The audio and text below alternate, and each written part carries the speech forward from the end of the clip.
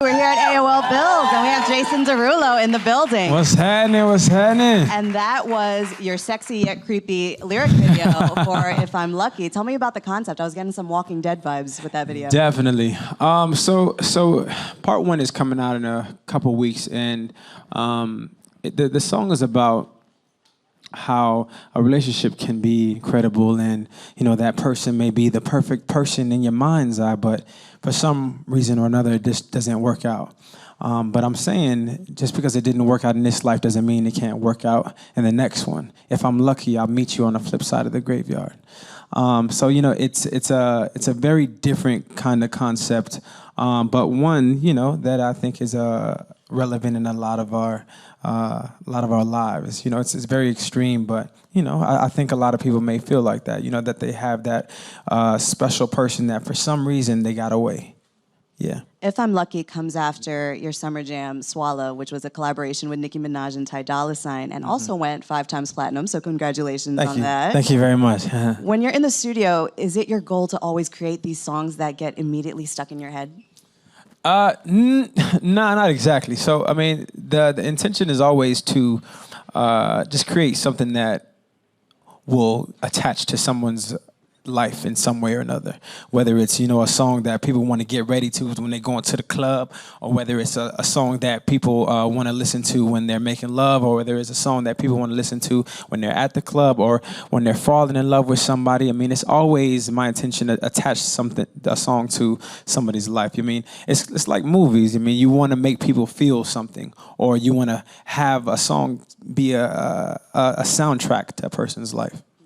So both Swallow and If I'm Lucky are going to be on your upcoming album called 777. Mm-hmm. What is the meaning behind that title? I feel like I hit the jackpot.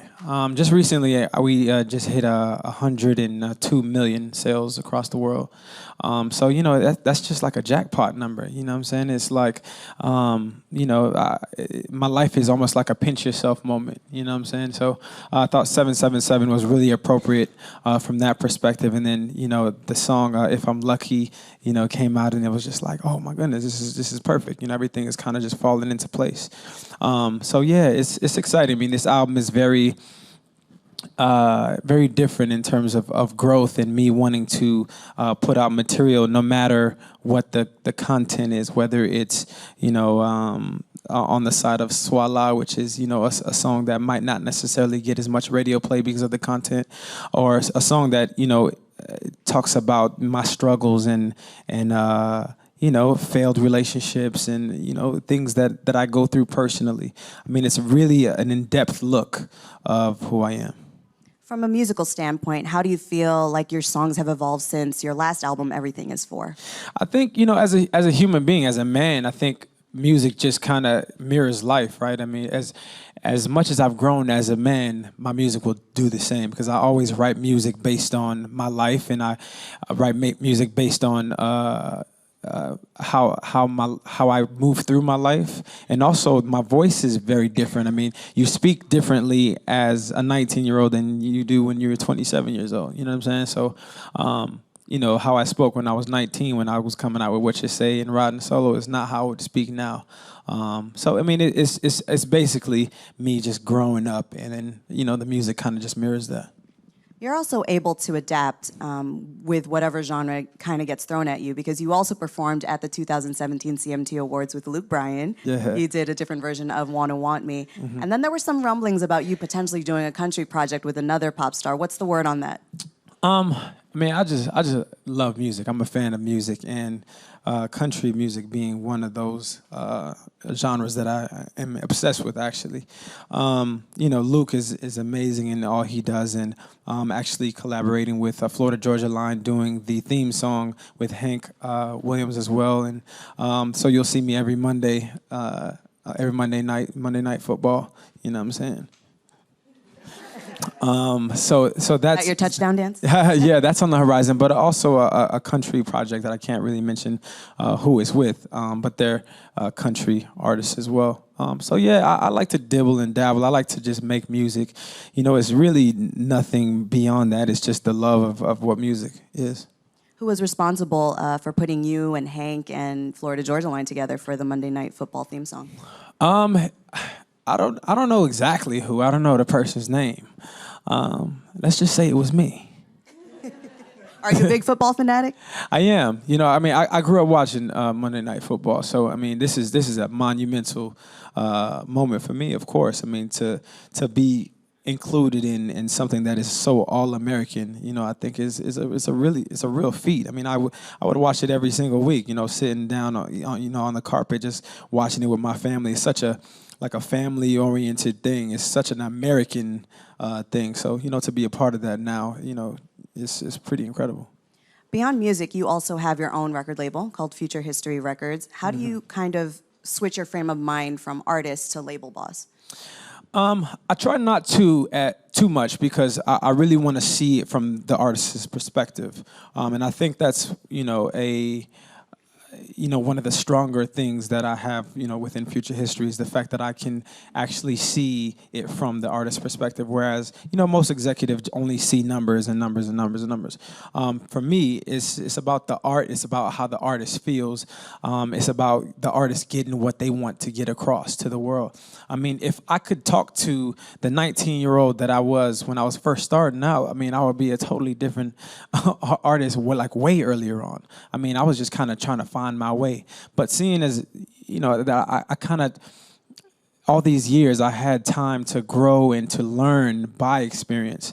But I can also give, you know, all these tools to these artists very early on so that they don't have to fall and bump their head like I did a million times. So I think that's, you know, the greatest gift of, you know, having a record label. And from my perspective, the greatest gift is seeing, you know, something that is raw and untouched, and then, you know, having them, you know, become one of the artists that the world knows and loves. You know, it's an exciting process. I have some really amazing artists that are on the horizon. But also my publishing company is really thriving. I mean, you know, from records like, you know, Big Sean's Bounce Back or Khalid's Location are all on my publishing company. So it's been a really, really cool ride from, you know, behind the scenes as well.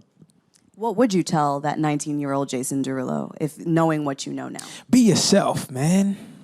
Be yourself. I mean, I thought I had to be weird. I thought I had to turn Jason Derulo on. I was like, you know, the interview is happening. I thought I had to be like, all right, Jason Derulo's in the room. You know what I'm saying? But, you know, it's all from, you know, just watching people on television. I mean, people, you know, these artists come out on stage and they're just weird sometimes. And I'll be like, okay, maybe I need to be weird like that, you know, to be successful. For me, it was by any means necessary. So anything that I had to do, I was willing to do. Making music was always the easy part. It was all the other stuff that was, you know, difficult. It was doing the interviews. It was, you know, having this public speak. I mean, I never did anything like that before in my life. So it was just all so brand new. And with great success also comes a little money. You're also an investor in Catch LA, which is a restaurant in Los Angeles. And you're also invested in some gyms, Rumble Boxing. So how do you know where to put your money? Into things that I'm passionate about, things that I'm a fan of. You know, Catch is an amazing restaurant, and I could eat that thing for breakfast, lunch, and dinner. So it's really easy for me to, you know, put money into something that I love personally, because if it doesn't work out, at least I can eat there for free, and it's all good. And then go work out at Rumble Boxing. Exactly. For Rumble, it's the same thing, right? I mean, I grew up boxing. I mean, I would have did boxing a lot longer had my mom not, you know, took me out of it. She was like, I don't want nobody hitting your face, baby. I seen him, he hit you in the face. I was like, man, I mean, that's the whole point of it. So yeah, I boxed as a kid. I was you know, boxing for about 2 years, and then you know, working out is my life. I mean, I love working out. I work out, you know, a couple times a day even. So you know, gyms are something that kind of is right up my alley, and you know, really exciting. I mean, it seems like it's the hottest new trend, you know, in terms of working out. So I'm excited about it. And you're also involved in a fashion line. Yeah. You are the brand ambassador and shareholder in Level 13, which you are wearing right now. Yeah. So I actually want to introduce designer Antonio Brown, who you work with on the line, to come and join us. Thanks for having me. Of course. So Antonio, tell me what the concept behind Level 13 is all about. So, you know, the brand itself, the number 13 represents pushing the boundaries and perception of artistry within the world of fashion. And that's kind of like what Jason and I do with the brand. You know, we really believe in being edgy, fashion forward, futuristic, and it embodies it within the collection, so. How did you two actually meet? I ruined one of his pairs of sneakers. He actually lent me a pair of the sneakers for Good Morning America, because you know, it's crazy how this thing works. When you're broke, nobody gives you anything, but when you got money, people want to give you things for free. So he actually gave me a pair of sneakers that I didn't know that I had to return, by the way. You know, I did my thing, and you know, I performed on GMA, and you know, the shoes got messed up, and he was doing flips. So you didn't return it afterwards. He was flipping and flying in the air, and the shoe was like demolished. yeah. What stuck out to you about those sneakers? You know what? They were unlike any other sneaker that I've ever seen. I'm a sneakerhead, and I just thought they were not only different but very fashion forward. You know, I didn't feel like they, you know, fit within the mold at all. I felt like it was something new and fresh, and most importantly, I felt fly. So you know, that's what really kind of, you know, drew my attention. So I invited Antonio to my compound in LA, and wanted to talk and see if we could collaborate on a couple of things, and you know, the rest was history. And definitely a compound, like, you know, like 5 houses in one. But yeah, it was amazing, and it was an organic connection. You know, we vibed out on the floor in his bedroom, and we just kind of like talked about his aspirations, talked about, you know, where he wanted to be in fashion, his dreams, and I told him about my dreams and aspirations, and it was just a great connection. And I knew then, I said, you know what, he's gonna make an amazing partner, and we started working together from that point on. Well, talk to me about those dreams and aspirations. What were some of the things that you guys found that you both had in common when it comes to fashion? You know, I think, I mean, to speak on Jason's behalf, I think he loves fashion. He's somebody that lives and breathes fashion. He loves the newest, hottest things. He likes to be a part of the creation process.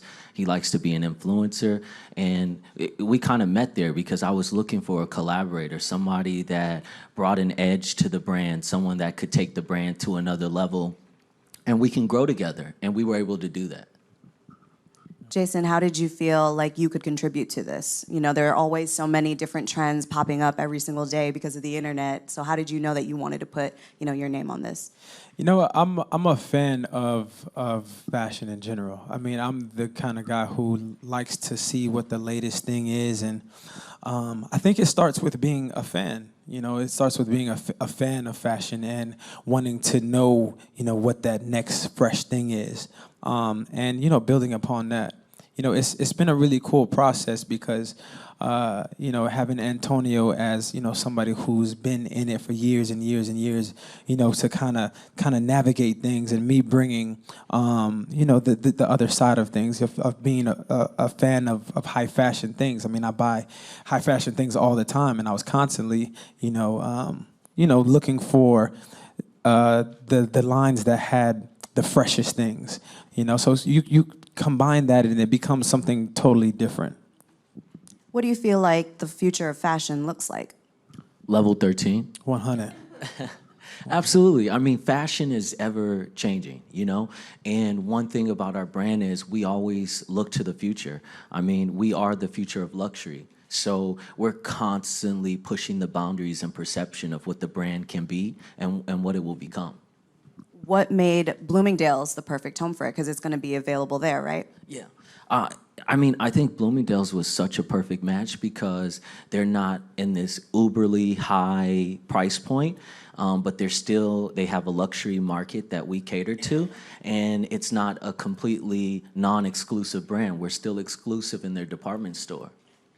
So it was just naturally, again, everything for us is very organic, even the relationship with me and Jason. Nothing is forced. He gives his opinions on the creation process. If he likes something, he voices that he likes it. If he hates it, he says he hates it, and we go back to the drawing board and we just switch things up. It's very organic, and I think that's what speaks to the success of the brand.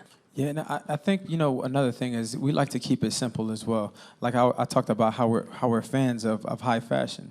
I mean, you see us in our clothing right now, but it's not because we have to promote it, because I really feel like I look good in this clothing. You know what I'm saying? I feel like I look my best when I have on my fly level 13 on, and I think that's important. When you look in the mirror, you want to feel good. When you look good, you feel good, and I really do feel good in this clothing. I really didn't want to be a part of a line that I wouldn't want to wear all the time. In my Swala video, I mean, I literally had to wear this raincoat jacket that we have, and I think it's really cool when I don't have to shove things down people's throat. It's not like I was like, hey guys, I'm wearing this jacket. You know what I'm saying? I just wear the clothing, and if people happen to notice, I think that's a great thing. But I don't have to shove this brand down people's throats. So it's one thing to talk about it, but let's actually bring out some models who will wear it for us, and you can break down some of the designs for level 13. Absolutely. So Christian here, he is wearing so this is our moto jumpsuit, and it's a wax denim, and he's also wearing our Aero sneakers. And it's really cool because it's a jumpsuit that breaks down into a short sleeve. A lot of our apparel is transitional wear. So the consumer can transition their looks throughout the day. So if it heats up later today and he still wants to keep this on, he can remove the sleeves, put them in his pocket, and it'll be a short sleeve jumpsuit. Did this come from a real life experience? Were you really hot wearing something? You're like, Absolutely. I would rip my sleeves off right now. Absolutely. I think it's so important. And the world is changing. Consumers want value, and they want to be able to transition their looks throughout the day without having to go back and grab a jacket or change into something else. So that takes us over here to Eric. He is wearing, it's a multi-layered outfit. He has on a fishtail tie-dye hoodie, and it's a short sleeve. And then he has on a backpack jacket that he's getting ready to take off, and it's made out of woven with camo. And the backpack jacket, it transitions into a backpack. So if you're outside in the morning in New York City and it's really cold, and then it heats up like later in the day, you can take this jacket, and I'll show you, and it transitions into a backpack. And he's also wearing our Golden Dawn sneakers, which are really cool too. So hold on. So I'm gonna show you guys how this transitions into a backpack really quick so you can see this awesome thing. So you tuck in the sleeves, and when you tuck in the sleeves, you zip close the pockets of the sleeves. Do that, and then you take it from the bottom and you zip it up. You bring all this in, you zip it all the way up, and then it turns into a backpack. And it's really cool because put the sleeves in, snap it closed, and it's a backpack now. And it's like magic. Yes, it's crazy. Clap it up for the jacket turned backpack. And the backpack is fly too. Yeah. It's a backpack that you would want to wear. Yeah. Yeah, so it's really cool because, again, it speaks to the transitional consumer that wants to evolve throughout the day in their looks. So instead of him having to go and tie it around his waist, the jacket, or to go drop it off at home because it heats up, he just turns it into a backpack. Now, Jason, did you have any specific input in some of the looks that we have here today? Of course. I mean, everything literally has to be something that that I would wear. I mean, for me, honestly, it's always a situation where you want to look really fly, so you put on this jacket, and throughout the day, it gets hot, or you go into a room, and that room might be hot. What do you do with the jacket? You know what I'm saying? Like where do you put it?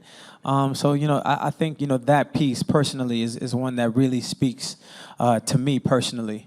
So, yeah, I mean, everything you see here is something that I had part in. For sure. Yeah, like Jason had commentary, like on the backpack, we had different camos, and Jason picked the camo for the backpack jacket, and the jumpsuit, we had questions about the belt on the jumpsuit, and Jason made critiques and comments on that. So it's a very collective process for us, and I think that that's important because even though he's the brand ambassador, he's also an investing partner. So at the end of the day, it's not just about his face being the face of the brand. it's about creating product that he's going to believe in that's actually going to sell. And I think that's what makes us so great together. Now I got to ask on behalf of the ladies and myself, when can we expect a women's line? So, about that. No, you know, me and Jason have been talking about it. We actually just had a conversation about it earlier this week. Yes, literally. And we're anticipating maybe surprising you guys with something, you know, next year sometime, possibly. But I know a lot of women that like to wear men's clothing. So you know, there's a lot of gear here that I feel like women could, you know, swag in their own. Even the raincoat that you wore in the Swallow video. Yeah, for sure that. Yeah, sure like that. we have women all the time that want to put that on. And then even the backpack jacket, it's so unisex. Like, you know, I feel like, again, not just being transitional wear, but also being wear that anybody, like male or female, can put on and rock out. Even transgender, whatever, you know, it's for anybody. And it's really, that's when you know you create a product that everyone connects to, you know, because it's no longer about gender. It's about what people love and what they feel comfortable in. Level 13 for all. We're actually going to open up, we're going to actually ask the crowd for any questions that they may have for the both of you guys about your line. Are you guys coming out with any more colors with the camo backpack / jacket? We are. We're actually releasing 2 new camo colorways for spring summer 18. Nice. Yeah, so it's some really cool colors too. Very spring summer, white, some teals. It looks really good. Thank you. So we actually got to wrap it up, but tell the people where they can get level 13 gear. Bloomingdale's today at 6 p.m. So if you guys want to come out and buy some product, it'll be readily available. You'll be able to get it off of the website as well, bloomingdales.com and level13.com. So thank you so much for your support of the brand. Thank you guys so much for stopping by.